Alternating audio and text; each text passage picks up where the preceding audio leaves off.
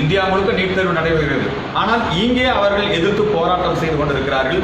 இந்த நீட்டுன்னு ஒரு தேர்வு, அதுக்கு ஆதரவு கொடுக்கிற நாதாரிகளுக்கு ஒரு சின்ன வேண்டுகோள். அதாவது என்னன்னா, அப்பனுடைய வரலாறு, அதாவது ஹிஸ்டரி தெரியாதவன் அலெக்சாண்டர் ஹிஸ்டரியை பத்தி பேசுற மாதிரி இருக்கு இந்த நாய்ங்க பேசுறதெல்லாம். இல்லே, இந்தியாவிலேயே 24 அரசு மருத்துவக் கல்லூரி தமிழ்நாட்டில் தான்டா இருக்குது. அதுவும் தனியார் கல்லூரி இல்லாம நான் சொல்றது, நல்லா காதல வாங்கி அரசு மருத்துவக் கல்லூரி. எங்க அப்பன் தாத்தா வரிபணத்துல எங்க நிலத்தை கொடுத்து கட்டினது.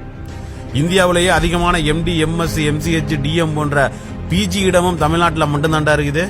இதெல்லாம் எப்படி வந்துச்சு தெரியுமா? 1879 மேரி ஸ்கார்லி MBBS படிச்சது மெட்ராஸ் மெடிக்கல் காலேஜ்ல. இதுல என்ன சிறப்பு தெரியுமா? அந்த அம்மாவை இங்கிலாந்துல படிக்க விடல, பொம்பளைன்னு. அடிமை காலத்திலேயே ஆண்ட ஆங்கிலேயும் பெண்ணுக்கு படிப்பு பிச்சை போட்டதுரா தமிழ்நாடு.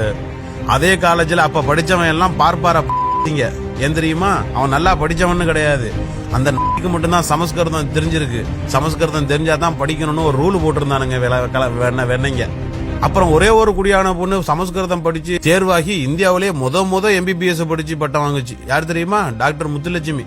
அப்ப கூட அந்த அம்மாவுக்கு தடை போட்ட பார்த்தாங்க. என்ன காரணம் சொன்னாங்க தெரியுமா? ஒரு பொண்ணு படிக்கிறதுனால மனசு அலப்பாஞ்சிருச்சான். ஆமா, டிஸ்ட்ராக்ஷன் ஆகுதான், அதுக்காக தடை போட பார்த்தாங்க.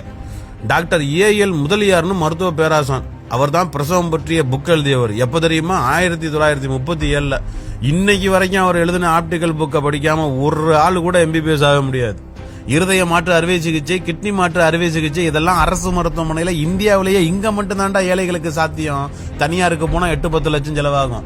இந்தியாவில வேற எங்கடா இருக்கு இதெல்லாம்? வெளி மாநிலங்கள் எல்லாம் சாதாரணமா ஆபரேஷன் அரசு மருத்துவமனையில பண்றதுக்கு காசு கொடுத்து பார்க்கணும். நீட்டுக்கு ஆதரவு கொடுக்கிற நாதாரிங்களே, தெரியுமா உங்களுக்கு இதெல்லாம்? இங்க மட்டும்தான் இலவசம். இங்க வேலை பார்க்கிற அத்தனை டாக்டரும் ஏதாவது ஒரு வகையில இடஒதுக்கீடு முறையில வந்தவங்க.